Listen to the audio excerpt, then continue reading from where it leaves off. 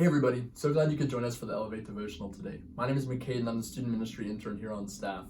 And if you've been with us the last couple weeks, we've done a challenge on guess where we're filming from. But today I wanted to do a challenge instead on guess where I might be going. So you might have heard of Asbury Theological Seminary. It's where our senior pastor, Adam Hildebrand, got his degree. And it's one of the places that I'm considering for my own seminary degree in the coming years. So if you want to send us a message with where Asbury is located, what state, you could be entered for a chance to win a gift card. Well, if you were with us 3 weeks ago, I issued y'all a challenge to read a chapter of the book of Matthew every day for the month of September.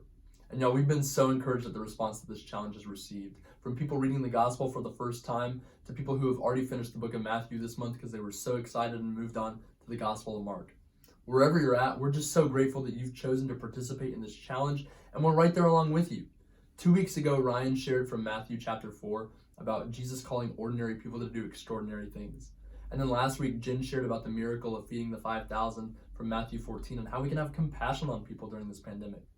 Well, today I want to share with you guys about the power of names.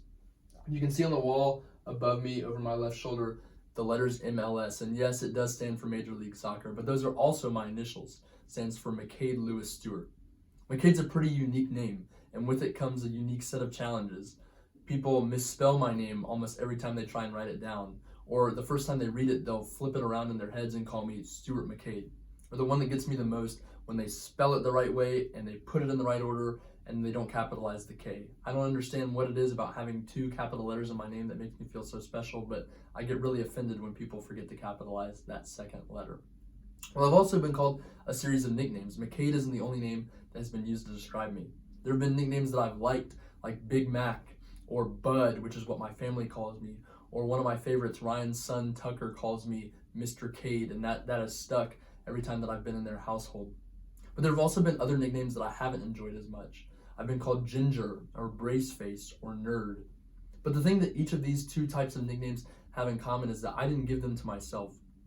Other people gave them to me based on my physical appearance or things that I've done, but they don't always necessarily define me. Well, then the third type of name that I want to talk about is one that we often forget, and those are the adjectives that people use to describe us. If you can see on these letters, there are different words written, and these are different adjectives that start with the different letters of my initials. Now, these are mostly positive things because my friends wrote them on there, but there have also been adjectives that have been used to describe me that I really wish people hadn't have said. I've been called forgotten. I've been called unworthy. I've been called unlovable. And these are things that I think that if we're honest, all of us at some point in middle school or high school has been called. I don't know what it is about those years that makes us feel like we can get away with saying stuff like that, but things like that really hurt us. Well, I want to just encourage you and say that Jesus also experienced something similar during his time on earth. And so today we're going to be in Matthew chapter 16, and if you've been keeping up with the challenge, you might have read this last Thursday. But picking up in verse 13, it says, "When Jesus came to the region of Caesarea Philippi, he asked his disciples, 'Who do people say the Son of Man is?' They replied, 'Some say John the Baptist, others say Elijah, and still others Jeremiah or one of the prophets.'" I want to pause here for a second and point out 2 things. The first is that Jesus answers his own question within the question itself. By calling himself the Son of Man, he's referring to an Old Testament prophecy that describes both someone who is fully God and fully man. It's an accurate term for Jesus, who is answering the question ahead of his disciples' answer. And the second thing is that the names that these other people have used to describe Jesus, John the Baptist, Elijah, Jeremiah, or one of the prophets, these are all human beings. We know from our experience that Jesus is not just an ordinary human being, but these people are limiting him based on their own experiences, his physical appearance being found in appearance as a man, or the things that he's done. And so they limit him because they don't fully know him. So picking back up in verse 15, "But what about you," Jesus asked. "Who do you say that I am?" And Simon Peter answered, "You are the Messiah, the Son of the living God." Jesus replied, "Blessed are you, Simon, son of Jonah, for this was not revealed to you by flesh and blood, but by my Father in heaven." And so this is so important to point out that Jesus doesn't look to these people who barely know him, these people who maybe he fed their bellies, or maybe he had just been seen by them, or they had heard about him. Jesus looks to his disciples, the people that have shared life with him for the past 3 years. People who have shared meals with him, who have talked with him, who have heard about his problems, who he has helped with their problems. Things that really bind people together. And so, in the same way, we should look to people who know us well to name us. But beyond that, Jesus doesn't just look to Simon and the rest of the disciples. Jesus says that Simon was able to realize this because of his Father in heaven.